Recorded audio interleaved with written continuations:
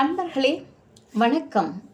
அர்ஜுனன் வில்லாற்றலில் சிறந்து விளங்கினான் என்று சொன்னால், சகாதேவன் நீதி சாஸ்திரங்களிலே சிறந்து விளங்கினான். எல்லா நீதி சாஸ்திரங்களையும் தேவேந்திரன் அறிந்து கொண்டான். போர் பயிற்சியிலும் திறமை உடையவனாய் விளங்கினான்.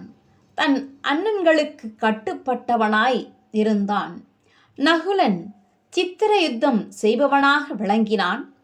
அதிரதர்களில் சிறந்தவனாயும் இருந்தான். அர்ஜுனன் சௌவீரன், விபூலன், சுமித்திரன் போன்ற அரசர்களை வெற்றி கொண்டு பெரும் பொருளை கொண்டு வந்து சேர்த்தான். இதை கண்ட திருதராஷ்டிரனுடைய பிள்ளைகள் பெரிதும் பயம் அடைந்தனர். அதை போன்றே தன் தம்பியின் புதல்வர்களான பாண்டவர்கள் மிக்க பலம் கொண்டு விளங்கியதைக் கண்ட திருதராஷ்டிரன் பெரிதும் கவலை கொண்டான். தன் பிள்ளைகளுக்கு அவர்களால் ஆபத்து நேருமோ என்று அஞ்சினான். பாண்டவர்களின் மேல் அவன் கொண்டிருந்த பாசம் குறையத் தொடங்கியது. இந்த எண்ணம் அதிகரித்த போது அவன் தூக்கமின்றி தவித்தான். துரியோதனனும் அர்ஜுனன், பீமன் போன்றவர்களை கண்டு பயம் கொண்டான். சகுனி, கர்ணன் இவர்களுடன் சேர்ந்து கொண்டு பாண்டவர்களை கொல்ல பலவிதமான திட்டங்களை தீட்டினான். விதுரரின் ஆலோசனையால் பாண்டவர்கள் பேராபத்துகளில் இருந்து தப்பித்தனர். அவரின் எண்ணப்படி தமக்கு ஏற்பட்ட துன்பத்தை அவர்கள் வெளிக்காட்டாமல் இருந்தனர்.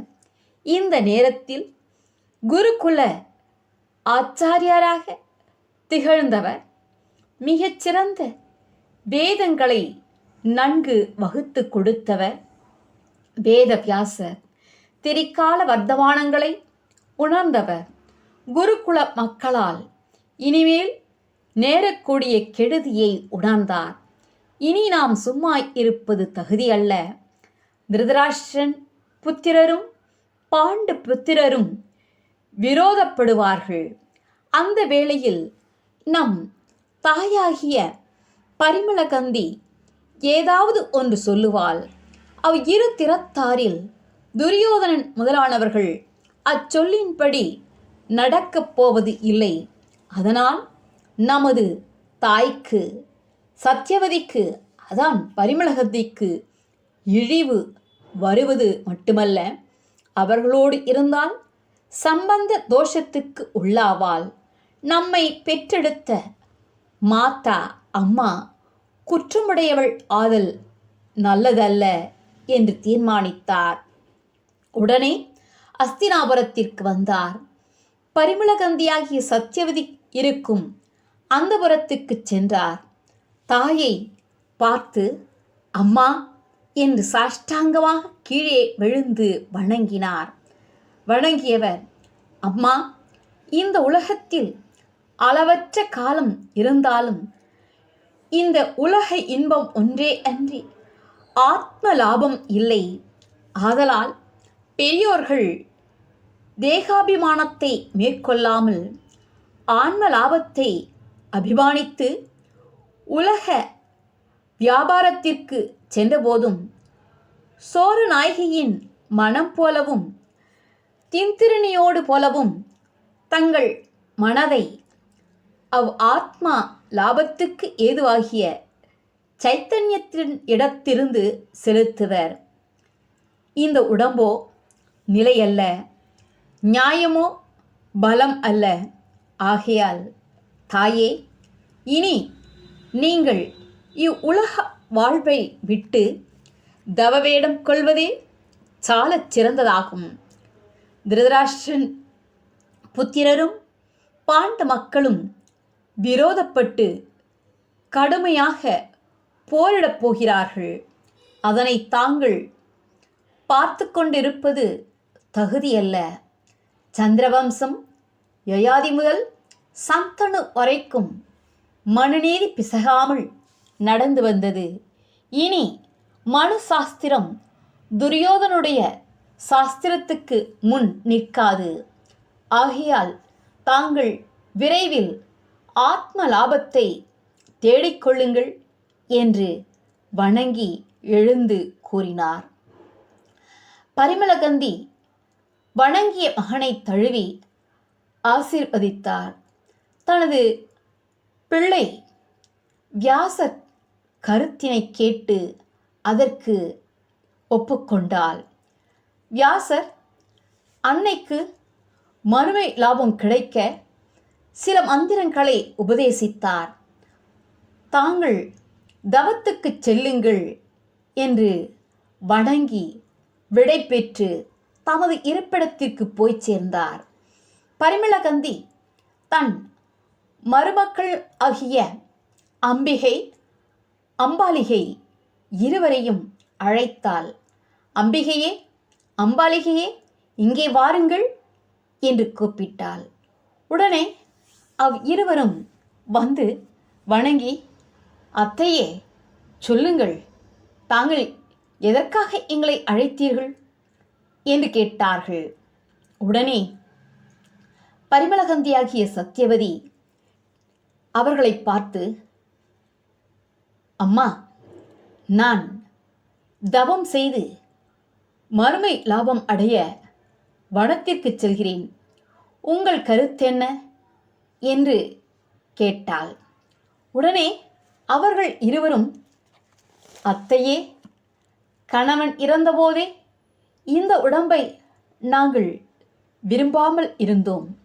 தாங்களால் இதுவரையில் இந்த உடம்பை சுமந்தோம். தாங்களே தவத்துக்கு செல்லும்போது எங்களுக்கு இவ்விடத்தில் வேலை என்ன? நாங்களும் கூட வருகிறோம் என்றார்கள்.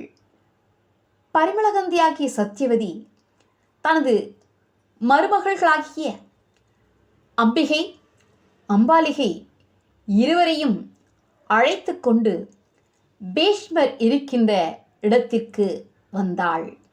பீஷ்மர், திருதராஷ்டிரன் போன்றோரிடத்திலே தாங்கள் தவத்திற்கு சென்று ஆத்ம லாபம் பெறப்போகிறோம், ஆகையால் நாங்கள் கானகம் செல்கிறோம், விடை கொடுங்கள் என்று கூறினார்கள். அதை கேட்ட பீஷ்மாச்சாரியார் நடக்கப் போகிற காரியத்தை உணர்ந்தார்.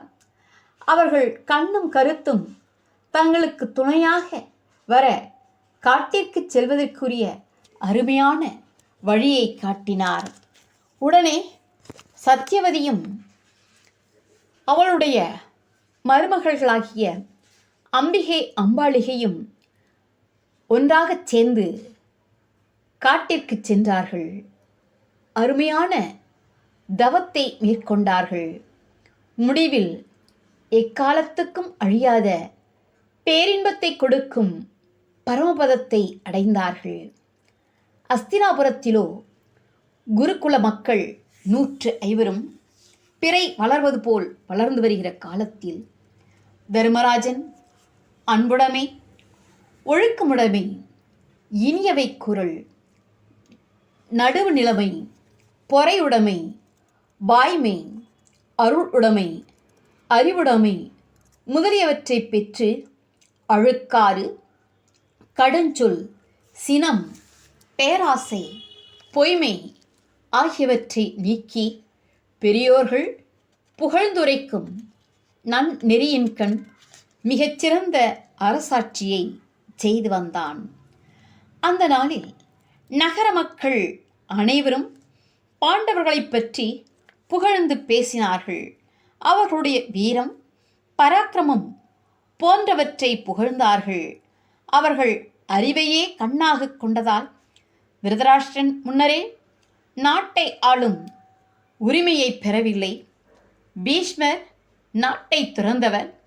எனவே சிறந்த குணமுடைய பாண்டுவின் மூத்த மகனான யுதிஷ்டிரருக்கு ராஜ்யாபிஷேகம் செய்ய வேண்டும். அவர் திருதராஷ்டிரன் போன்றோரையும் இந்நாட்டையும் நன்முறையில் பராமரிப்பார் என்றனர். இதை கேட்ட துரியோதனன் பெரிதும் கவலை கொண்டான். பொறாமை எண்ணத்தால் மனம் புழுக்கம் அடைந்தான். எனவே அவன் தந்தையை அடைந்து துயரத்துடன் பேசத் தொடங்கினான். தந்தையே, அப்பா, பாண்டவர்கள் சார்பாக நகர மக்கள் பிதற்றித் திரிகின்றனர். உம்மையும் பீஷ்மரையும் அவமதிக்கின்றனர். யுதிஷ்டிரனே நாட்டை ஆள வேண்டும் என்று அயோக்கியத்தனமாக பேசுகின்றனர். நகர மக்கள் நமக்கு பெரிதும் துன்பம் செய்கின்றனர். உம்முடைய தம்பிக்கு நாட்டை வழங்கினீர். அவருக்கு பின்னர் அவன் மகன் யுதிஷ்டிரன் இப்போது நாட்டை அடையப் போகிறான். அதன் பின்னர் அவன் மகன் சந்ததியினரே அதனை தொடர்ந்து ஆள்வர். எனவே உன் பிள்ளைகளாகிய நாங்கள் நாடின்றி துன்பப்படப் போகின்றோம். மற்றவர் இடுகின்ற பிச்சை உணவை உண்ணுகின்ற இழிநிலையை அடையப் போகின்றோம். அப்படிப்பட்ட இழிநிலை எங்களை அடையாவண்ணம் காப்பாற்றுவது தங்கள் கடமையாகும். இந்த நாட்டை தாங்கள் முறைப்படி ஆண்டிருப்பின் மக்களுக்கு விருப்பம் இல்லாவிட்டாலும் நாங்கள் நிச்சயமாக அடைந்திருப்போம் என்று வருத்தத்துடன் கூறினான். திருதராஷ்டிரன் தனது மகன் துரியோதனன் பேசிய வார்த்தைகளை கேட்டு சற்று நேரம் சிந்தித்தான். பின்னர் துரியோதனனை பார்த்து, அப்பா மகனே, பாண்டு தர்மம் தவறாமல் வாழ்ந்தவன். என்னிடமும் என்னை சேர்ந்தவர்களிடமும் மிகுந்த அன்பு கொண்டிருந்தான். அவனைப் போன்றே அவன் மகனும் தர்மத்தை விடாமல் கடைபிடித்து வருகின்றான். நற்குணம் உடையவன், மக்களால் பெரிதும் விரும்பப்படுகின்றான். அவனிடத்தில் என்ன குறை காண முடியும்? தன் தந்தையைப் போன்றே இவனும் என்னை கலந்து கொண்டே எந்த காரியத்தையும் செய்கின்றான். அமைச்சர்களும் சேனை வீரர்களும் அவன் சார்பாகவே இருக்கின்றனர். அவனோடு நாம் பகை கொண்டால் அது நம் வாழ்விற்கு பேர் ஆபத்தாக முடியும். தர்ம நெறி தவறி நடந்தால் மக்கள் நம்மை கொன்று விடுவார்கள் என்று கூறினான். துரியோதனன் கோபம் கொண்டு, அப்பா, பீஷ்மர் எப்போதும் இருவருக்கும் நன்மை செய்பவர், எப்பக்கமும் சேரமாட்டார். துரோணரின் மகனான அஸ்வத்தாமா என் பக்கம் இருக்கின்றார்.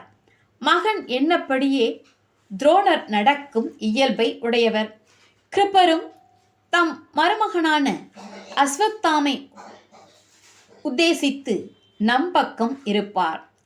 அஸ்வத்தாமன் எப்பொழுதும் எனக்கு நெருங்கிய நண்பனாவார். விதுரர் நமக்கு உறவினர். அதனால் நம் பேரில் தனிப்பட்ட முறையில் பகை கொள்ள மாட்டார். ஆகையால் பாண்டவர்கள் நம்மை எதிர்க்கின்ற ஆற்றல் பெற்றவர்கள் இல்லை. எனவே அவர்கள் தாயாருடன் இப்போதே காட்டிற்கு அனுப்பிவிடுங்கள். இதில் குற்றம் வராது. பொறுக்க முடியாத கவலையில் இருந்து விடுபட இதுவே வழி என்று கூறினான். பாண்டவின் புதல்வர்கள் சிறந்த வீரர்களாகவும் பலசாலிகளாகவும் இருப்பதால் பெரிதும் கவலை கொண்டிருந்த திருதராஷ்டிரன் அடுத்து என்ன செய்யலாம் என்று சிந்தித்தான். இது பற்றி ஆராய்ந்து முடிவு எடுக்க கணிகன் என்னும் அந்தணனை அழைத்து வரச் செய்தான். அவனிடம் இரகசியமாக கலந்து ஆலோசிக்கத் தொடங்கினான். அவனிடம், கணிகரே, பாண்டவர்கள் பெரிதும் பலம் பொருந்தியவர்களாக மாறிவிட்டனர். அவர்களைக் கண்டு நான் அஞ்சுகின்றேன். அவர்களுடன் நான் கொண்டுள்ள தொடர்பை நீக்கிக் கொள்ள தக்க உபாயத்தை நீர் ஆலோசித்துச் சொல்ல வேண்டும் என்று திருதராஷ்டிரன் கேட்டான். அன்பர்களே, தொடர்ந்து கேளுங்கள். நன்றி, வணக்கம்.